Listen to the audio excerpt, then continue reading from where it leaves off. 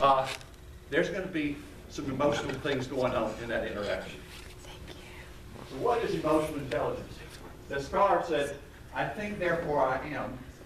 And if you're looking at it from an emotional intelligence standpoint, I would emote, therefore I am. So the types of emotional intelligence. There's several different types, and I want you to be familiar with them. There's IQ, not emotional intelligence, but intelligence in general. IQ is really what we've talked about over the years, people, how smart they are, logical reasoning, technical intelligence. Emotional intelligence is the being aware of your own feelings and those of others, regulating those feelings, controlling those feelings in yourself and others, and using emotions in the right place, in the right time, and under the right circumstances. Self-motivation and building relationships. There's another form of intelligence called moral intelligence, and that really is the integrity that you have, your responsibility, being able to show sympathy and forgiveness. And the last one is body intelligence, and that's knowing about your body, knowing when you're having certain feelings and how you're going to respond to those feelings, how you're going to take care of yourself. So that's body intelligence. All of those are extremely important. The term emotional intelligence has been around since the 90s. Actually, I read something about emotional intelligence from 1920, so that the term's been out there longer. But it's the constellation of abilities which help us deal with our emotions and those of others. It's important in determining our success as a person. It relates to the potential for performance, not performance, but the potential. And it resembles personality factors, but here's the big thing. Emotional intelligence can be changed and altered. Okay? IQ is pretty much set in most people, I think in all people. But our emotional intelligence can be altered. And we're talking a little bit about brain science there. So the 5 pillars of emotional intelligence is self-awareness. Knowing yourself is the beginning of all wisdom. Self-regulation or self-management of your emotions. How can I improve my self-management? Have you tried setting goals? You know, the first of the year we just passed that. People set New Year's goals and don't follow through with them. But we do set those goals. And so that's part of self-regulation. A third thing is motivation. Sitting in a 3.8 meter sea kayak and watching a 4 meter great white approach you is a fairly intense experience, and certainly would be one to motivate you to move forward. Paddle faster, paddle faster. Empathy, social awareness, or social competencies, real simple. I believe empathy is the most essential quality of civilization. This is from Robert Ebert, a TV critic, or movie critic. But you think about that. What if we showed more empathy toward our fellow human beings, the people that we work with, the people on the street, the people that we see on the news every night? What kind of world would it be like? Social skills, people skills, relationship management, balancing feelings and things. This is getting along with other people. So when we look at success, we look at EQ plus IQ. So IQ is the cognitive intelligence, EQ is emotional intelligence. So we had this duality of hard smart versus book smart. And recently I've been doing some work with the company out in California, Rio Tinto. And I get managers referred to me, many on last chance agreements, and they say, I'm not into all this touchy-feely stuff. Okay? The reason why they were referred to me was because they weren't treating their people right. They were talking down to them, embarrassing people in front of the entire team, and those kind of things. And they said, I just don't get this touchy-feely psychological sociology kind of stuff. And so it's a real barrier when you start out with these tough guys who, mining is a tough place to work. When you start out with these tough guys who really think that they can survive and thrive and move upward based on how well they do the job and how smart they are on the job and how they can control other people's behavior, okay? And then when I say control other people's behavior, I mean by force. You're going to do it or you're going to hit the road. So what we're looking at is a combination of hard smart and book smart. David Caruso said it's very important to understand that emotional intelligence is not the opposite of intelligence. It's a triumph over heart, over head. It's not that. It's a unique intersection of both. It's putting the two together, putting your smarts together along with your emotional capabilities. What we've seen is this kind of breaks out across society. Cognitive intelligence, 1 to 20% of your IQ. Emotional intelligence, anywhere between 27 and 45% of what makes you successful in the workplace. If you've worked with managers, and most of y'all, have y'all worked with managers? What's their thorn in their foot or the pebble in their shoe? What's the problem that keeps them from being the best? Is it how smart they are? Is it how well they do the job? What is it? How they relate to their people, or How they relate to they the don't people. relate to their people, I guess? Yeah. When I was at Conoco, I would get supervisors who had been moved, we called it the tools. They had worked on the tools. They were electricians, or they were pipe fitters, or whatever. But they had moved from that up to a supervisor position where they were supervisor of electricians. And they failed miserably. Why? Because they were real good at the job, but they weren't very good at managing the people who did the job. And the failing that we had, and the failing that a lot of companies have, is that we put people in those positions many times because there's nowhere else to put them, to promote them, to give them more money. So we put them up there, and we set them up for failure because they don't have the skills to do the job they're in now. And we don't give them the skills by sending them off to supervisor training or whatever. We just assume they were good at this, now they're going to be good at this. It's a very big fallacy in the workplace. So y'all all seen this before, IQ at the top and all this other stuff that's going on, I'll be talking about below the surface. There's another kind of intelligence, and this is one from 1920 I was talking about. The ability to function successfully in interpersonal or social situations.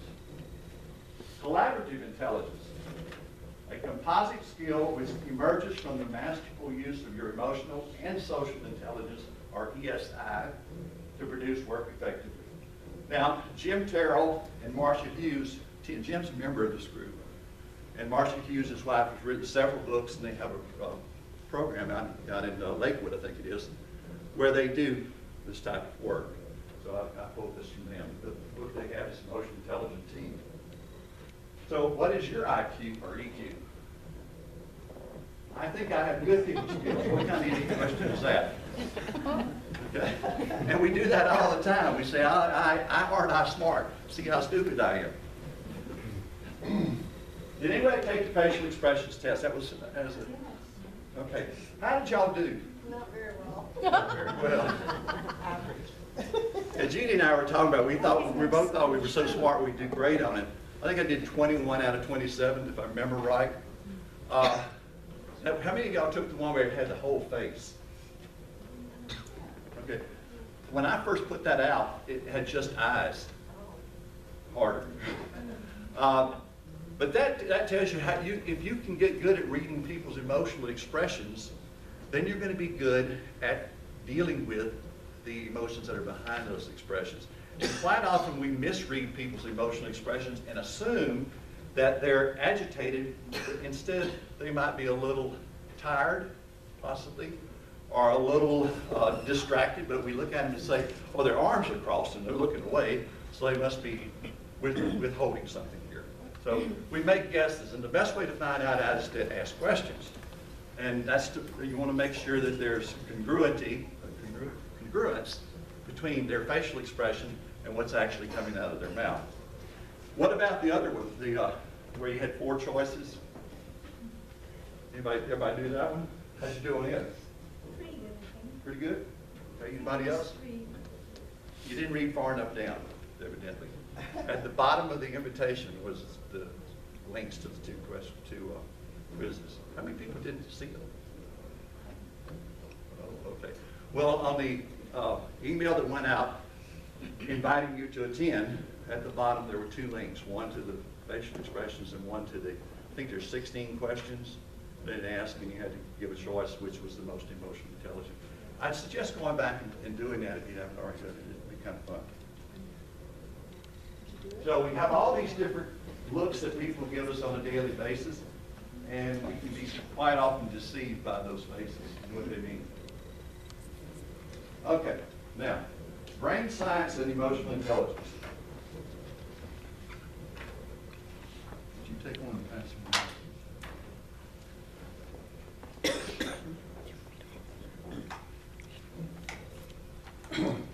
In the brain, there's two basic areas, and I have a lot of backup material here I'm passing out right now for you to look at, but there's centers for thinking and there's centers for emoting, okay? The emotional brain can have a tremendous impact on our behavior. They call it brain hijacking, amygdala attacks. Christine Comaford, a writer, calls them when you go into your critter state, C-R-I-T-T-E-R. But all these things is where there's a battle going on between your emotional brain and your thinking brain. I'm giving an example. I haven't seen Mary in 5 years, but the last time Mary and I had an interaction at work, where I no longer work because of Mary, I see Mary walking down the street. And as she's walking toward me, a part of my brain says, here comes Mary. I don't like Mary. Do you remember what Mary did to you 5 years ago? That part of the brain tells you to emote a certain feeling. Is that, let me go and hug Mary? No. It's here comes that bee, and I'm going to avoid her at all cost. Okay? Now, think about that for a minute. Has that done you any good? No. Has that done Mary any good? Okay? So there's a part of the brain that does that. If we think about our cognitive abilities of being in the neocortex, the prefrontal lobe, and we think about the emotional competencies being located in the amygdala, which is part of the primitive brain, then we realize that that part of the brain, the emotional part of the brain, gets first crack at Mary. Okay? Now, I may be telling y'all, some of y'all, something that you already know, and if I am, I apologize. But this is all wonderful news to me. I love it. You see something. You get a visual contact with something that you see. Let's say a dog's rushing at you. And your brain automatically sends a message to the thalamus. Your eyes send a message to the thalamus. The thalamus interprets that in brain language and says to the amygdala, run, fight, or freeze. Okay, everybody's familiar with that particular response. Within a fraction of a second later, if the dog is on a chain, or if the dog is behind a fence, and there's nothing to hurt you, the prefrontal lobe says, don't be afraid, you're okay, you're safe. Now, there's a gap between the time that the amygdala reacts and the time that the prefrontal takes over and says, respond. Okay, does that make sense? One says react, run. The other one says, wait a minute, the dog's behind the fence, nothing to worry about. Okay.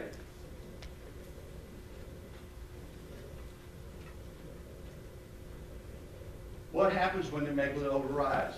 You have a perception that something's going to hurt you. And that perception can go back to that 5 years ago with Mary. Okay? Another thing that we're finding out in neuroscience is that a lot of things that we learned when we were very young, those neural pathways in the brain have been created. And something that could have happened, let's say your mother wasn't a very nurturing mother when you were growing up, and you have a boss at work who resembles your mother in behavior, characteristics, facial expressions, whatever, that old part of the brain starts bringing that stuff up and says, I'm dealing with mama. Now, you're not doing this consciously, okay? Most of the time, they're very much unconscious. But what I'm saying is, that part of the brain, the amygdala, which stores those memories, those bad memories and good memories, is coming out, it's showing its face. So past hurts resurface, extreme dislikes resurface, intense emotional reactions and overreactions. What happens when we have one of these amygdala attacks and we go into this critter state is that we stop thinking, our impulses override our rational thinking, we worry, we have anxiety, frustration, anger, we have knee-jerk reactions, and again, think about the difference between reaction and response. We fly off the handle and we go into our fear response. So Dan Goldman says fragile is a neural state in which emotional surges hamper the working of the executive center of the brain. If you think about it as a business, you've got the boss up here, he's the executive center. And all the crap that's going on down below him, you know, people getting lawsuits for discrimination, the business not working very well, finances not being handled very well. All these crazy things that are going on in the organization distract the the executive function from thinking properly. Okay? Does that make sense? We're distracted by all those other things rather than being able to make plans for the future of the company and make the company successful. So, what really prompted me into doing the research I've done on emotional intelligence was really looking at it from the workplace standpoint. And there's been a number of studies that have been coming out recently about how bad the workplace is. You have a handout in there called the fact sheet. If you read just through a few of those, you'll see what I'm talking about. I'm going to talk about some of them here. But the American workplace has become profoundly destructive to the human spirit. Now, I have a question for you. Is this true? Is the workplace that you're in, or some of the workplaces that you do work for, or where your clients come from, is it the best place in the world to work? Okay? Now, we actually have a list of the best companies to work for. Y'all have seen that list, I'm sure. And those are companies that have been singled out for having all the good stuff going for them. I've talked to a few people who work at some of those companies, and they said that may be in the corporate headquarters, but it's not out here in the field. So you have to wonder about some of those things. Why companies are finally falling all over each other to become the best places to work. People don't want to work in places where they're not respected, they're not treated fairly, etc. Gallup research. The workplace climate is a driving force in how employees engage in their daily activities. When factors such as trust and teamwork are present, research shows that companies generate better results. If we want better business success, we need to equip our leaders with the skills to make an environment where employees can work more effectively. What are we hearing about in the news almost on a daily basis about employees? Being disengaged. I've put a number of studies in there about how disengaged our workplace is. The fix is companies, excuse me? Don't they, like presenteeism, like when you're talking in EAP skills to managers, that stuff about employees being present but not engaged in what they're doing? That's part. I think the presenteeism is more of being there but not really being physically able to work, maybe being sick, came to work sick or whatever. But I think that fits for this. They're there, but they're not really bought into what's going on. Their heart's not there. To fix this, companies need to find deeply caring leaders capable of seeing, supporting, and adjusting to differences in people. Wow. What is that called? Diversity, isn't it? Different people. The true differentiated manager will be someone who understands that the more they nurture and support employees, the more success they will produce. Try telling that to a mining superintendent. Try telling that to a supervisor in a refinery. Try telling that to a police lieutenant. Okay? It's very difficult. People who have grown up in that environment that actually they've been rewarded for it. I was doing emotional intelligence work with a manager in a company. He was in line to become plant manager one day. Treated his people horribly. When I got to talking to some of the people who had given me background information on him, he had been told when he was put in this position to go in and kick ass, and if people don't like it, get rid of them. He had backing of top management to go in and be the way he was. And here I am, top management, asked me to work with him to help with his emotional intelligence. It was like, wait a minute, I can't do this. You've already set me up for hemming me up for failure here by what you've told me, guy. The rules for work are changing. We're being judged by a different yardstick, not just how smart you are, but how you handle yourself and each other. Now, why are emotions ignored in the business? I won't go through all these. But basically, we've never really had to pay a whole lot of attention to emotions in business, number one. We have a lot of logical, analytical people in business who are more left-brained than right-brained, so they don't see it as being important. Most senior people in organizations are 50, 60-year-old men, which also puts us back in that ballpark. And many of those revered in business are tough, take-charge types. You look at some of our titans of leadership.